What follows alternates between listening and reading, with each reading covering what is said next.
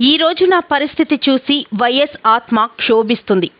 నిరుద్యోగ యువతకు ఉద్యోగాలు ఇవ్వాలని ఏపీ ప్రభుత్వాన్ని అడిగితే పోలీసులు ఎందుకు అరెస్ట్ చేస్తున్నారని AP Congress chief YS Sharmila ప్రశ్నించారు. జాబ్ క్యాలెండర్ ఏమైందని నిలదీశారు. పిల్లలు ఆత్మహత్యలు చేసుకుంటున్న నోటిఫికేషన్లు ఎందుకు ఇవ్వడం లేదని అడిగారు. మెగా డిఎస్సి పేరుతో సీఎం జగన్ దగా డిఎస్సి ఇచ్చారని మండిపడ్డారు. గురువారం షర్మిల మీడియాతో మాట్లాడుతూ వైఎస్ వారసత్వం అంటే ఇదేనా అని ప్రశ్నించారు. మహిళలని కూడా చూడకుండా తనను రాత్రి సమయంలో పోలీస్ స్టేషన్లో ఉంచారని విరుచుకుపడ్డారు.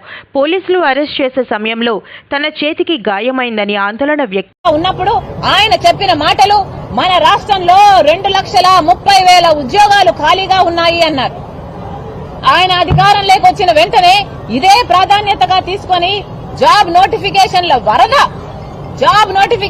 వరద పారిస్తానన్నారు. జాబ్ నోటిఫికేషన్లు బ్రహ్మాండంగా ఇస్తామన్నారు. అంతేకాదు ప్రతి సంవత్సరము జాబ్ క్యాలెండర్ ఇస్తాము, ఎలాగైతే 10th ఇంటర్ పరీక్షలు పెడతామో అలాగే ప్రతి సంవత్సరము జాబ్ క్యాలెండర్ లోనే మేము నోటిఫై చేస్తాము ఎప్పుడు పరీక్షలు ఉంటాయి అని. అదే ఫిక్స్డ్ డేట్స్ లో మేము పరీక్షలు పెడతామని జగన్మోహన్ రెడ్డి గారు చెప్పారా లేదా? మరి ఒక్క జాబ్ క్యాలెండర్ కూడా ఎందుకు ఇవ్వలేదు? 1,30,000 ఉద్యోగాలు ఆ రోజు ప్రభుత్వ శాఖల్లో ఖాళీగా ఉన్నాయి అని జగన్మోహన్ రెడ్డి గారే ఒప్పుకున్నారు. ఏపీపీఎస్సీ ద్వారా అన్ని ఉద్యోగాలను భర్తీ చేస్తాము, అధికారంలోకి వచ్చిన వెంటనే ఇదే మాకు ప్రాధాన్యత అని కూడా చెప్పారు. మరి ఈ రోజు ఏమైంది? ఆ రోజు జగన్మోహన్ రెడ్డి గారు ప్రతిపక్ష నాయకుడిగా ఉండి 23,000 ఉద్యోగాలు ఖాళీగా ఉన్నాయి, 23,000 టీచర్ ఉద్యోగాలు ఖాళీగా ఉన్నాయి. మరి చంద్రబాబు గారు 7,000కే డిఎస్సీ ఇచ్చారు, మీకు సిగ్గు లేదా అని తిట్టి మేము అధికారంలోకి వచ్చాక మెగా డిఎస్సీ ఇస్తాము అన్నారు. మరి 5 సంవత్సరాలు అయింది మీరు అధికారంలోకి వచ్చి, ఏమైంది మెగా డిఎస్సీ? చంద్రబాబు గారు ఇవ్వలేదు అని హేళన చేశారు, ఎద్దేవా చేశారు, మీకు సిగ్గుందా అని మాట్లాడారు. చంద్రబాబు గారిని ఆ రోజు మీరు ఎన్ని మాటలు అన్నారో ఆ మాటలన్నీ మీకు ఈ రోజు వర్తించవా? చంద్రబాబు గారు జాబ్ రావాలి అంటే బాబు పోవాలి అన్న స్లోగన్ మీది కాదా? ఎన్ని మీటింగ్లలో మాట్లాడారు? మాట్లాడిన వాళ్ళు ఆ రోజు మీరు చెప్పిన మాట దేవుని దయ ఉంటే మేము అధికారంలోకి వచ్చినాక మెగా డిఎస్సీ ఇస్తామన్నారు.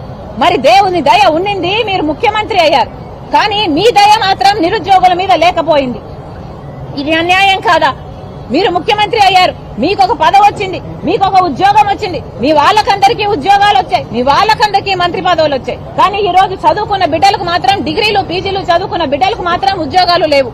వాళ్ళకు అవసరం లేదా? వాళ్ళు పనులు చేసుకోవాల్సిన పని లేదా? వాళ్ళు బతకాల్సిన పని లేదా? వాళ్ళు పుట్టింది ఆత్మహత్యలు చేసుకోవడానికేనా? ఆంధ్ర రాష్ట్రంలో పుట్టిన పాపానికి మీరు ఒక్క రోజైనా స్పెషల్ స్టేటస్ కోసం పోరాడారా నిజాయితీతో? ముఖ్యమంత్రి అయిన తర్వాత స్పెషల్ స్టేటస్ రాలేదు, పెద్ద పరిశ్రమలు రాలేదు, ఉద్యోగాలు రాలేదు. కనీసము ఈ అవైలబుల్ గా ఉన్న ప్రభుత్వ శాఖల్లో ఖాళీగా 2,30,000 ఉద్యోగాలు ఉన్నాయని మీరే ఒప్పుకున్నారు. మరి ఒప్పుకున్నాక కనీసం ఆ మేరకైనా మీరు భర్తీ చేయాల్సిన అవసరం లేదా? ఇన్ని సంవత్సరాలు, 5 సంవత్సరాల క్రితం చెప్పిన మాట 2,30,000 ఉద్యోగాలు ఖాళీగా ఉన్నాయి అని. మరి ఈ 5 సంవత్సరాలలో ఎందుకు భర్తీ చేయలేదు? ఈ 5 సంవత్సరాలు ఏం చేశారు? గుడ్డి గుర్రాలకు పళ్ళు తోమారా? ఏం చేశారు? కుంభకర్ణులా నిద్రపోయారా? ఈ రోజు ఎలక్షన్లు వచ్చాయి కాబట్టి కేవలం ఆ ఎలక్షన్ల కోసమని కుంభకర్ణుడు నిద్ర లేసినట్టు ఇప్పుడు మీరు నిద్ర లేసి హడావిడిగా 6,000తో డిఎస్సీ, ఒక దగా డిఎస్సీ. అసలు 23,000 ఉద్యోగాలు ఖాళీగా ఉన్నాయి అన్నారు మీరు.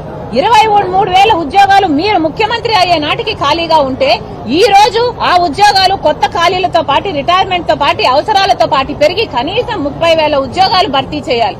30,000 ఉద్యోగాలతో ఎంత ఘనంగా ఒక మెగా డిఎస్సీ వేసుండొచ్చు మీరు. కానీ ఒక మెగా డిఎస్సీ వేయకపోగా మీరు మాట ఇచ్చి కూడా మాట తప్పుతూ మెగా డిఎస్సీ కాదు అని ఒక దగా డిఎస్సీ 6,000 ఉద్యోగాలతో ఇచ్చారు. మరి మిమ్మల్ని ఏమనుకోవాలి? ఇది దగా చేయడం కాదా? మీరు దగా ముఖ్యమంత్రి కాదా? అది కూడా ఎలా వేశారు? ఇన్ని సంవత్సరాలు నిద్రపోతూ, ఇన్ని సంవత్సరాలు కుంభకర్ణుల్లా నిద్రపోతూ, ఇన్ని సంవత్సరాలు గుడ్డి గుర్రాలకు పళ్ళు దోముతూ ఈ రోజు ఇప్పుడు ఎలక్షన్లు వచ్చాయి కాబట్టి హడావిడిగా ఇప్పుడు 6,000 ఉద్యోగాలకు నోటిఫికేషన్లు ఇచ్చారు. కేవలం 30 రోజులే ఉంది. నిన్న ఒక బిడ్డతో మాట్లాడారు, డిఎస్సీ ఉంది కదా మరి ఎట్లా ప్రిపేర్ అవుతున్నారు అని. ఆ అబ్బాయి చెప్పిన మాట, అక్క డిఎస్సీకి మేము కనీసం 150 పుస్తకాలు చదవాలి, మాకు గడువు ఉన్నది ఈ రోజు నుంచి 26 రోజులు మాత్రమే. అంటే ప్రతిరోజు ఒక 5-6 పుస్తకాలన్నా చదవాలి. ఉట్టి చదవడం కాదు, టైం పాస్ కు చదవడం కాదు, చదివి అవి బుర్రకు ఎక్కించుకోవాలి. మగప్ చేయాల్సి ఉంటది. ఇవన్నీ ఎట్లా చేస్తాం మేము? మా మీద ఎంత మానసిక ఒత్తిడి ఉంటుంది అన్నారు. లక్షలు ఖర్చు పెట్టి ట్రైనింగ్లు తీసుకుంటున్నారు, కోచింగ్లు తీసుకుంటున్నారు బిడ్డలు. హఠాత్తుగా 26 రోజులు 30 రోజుల కింద మీరు పరీక్షలు అని అనౌన్స్ చేస్తే వాళ్ళందరూ ఏం కావాలి? ఎంతమంది ప్రిపేర్ అవ్వగలరు, ఎంతమంది ప్రిపేర్ అవ్వలేరు, ఎంతమంది రాసి కూడా అప్లై చేసి కూడా ఫెయిల్ అవ్వాల్సిన పరిస్థితి ఎంతమందికి ఉంటుంది? కనీసం ఆ మాత్రం ఇంకితమైనా మీకు ఉండక్కర్లేదా? ఆ పేపర్ అమ్మా, ఒక్క నిమిషం.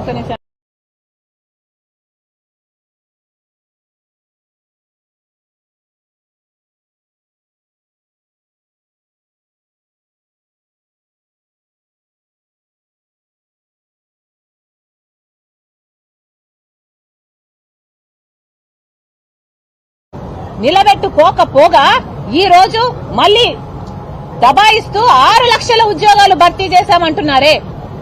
పట్టపగలే పచ్చి అబద్దాలు చెప్పడానికి కనీసం నిస్సిగ్గుగా మాట్లాడడానికైనా మీకు కొంచెమైనా ఉండాలి కదా. ఇది జగన్మోహన్ రెడ్డి గారి ప్రభుత్వం విడుదల చేసిన షీటు.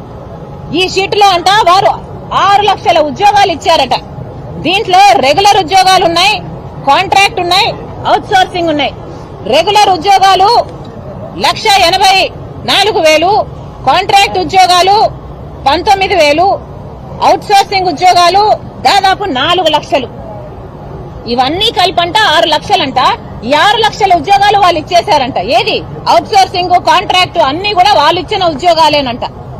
ఇవి కూడా రెగ్యులర్ చేసిన వీళ్ళు 1,84,000 ఉద్యోగాలని వీళ్ళు ఏదైతే అంటున్నారో, ఈ 1,04,000 ఉద్యోగాలలో ఏమున్నాయో తెలుసా? ఇక్కడ 1,21,000 ఉద్యోగాలు గ్రామ సచివాలయానికి సంబంధించిన ఉద్యోగాలు. అంటే వాళ్ళ కార్యకర్తలకు వాళ్ళ సైన్యంగా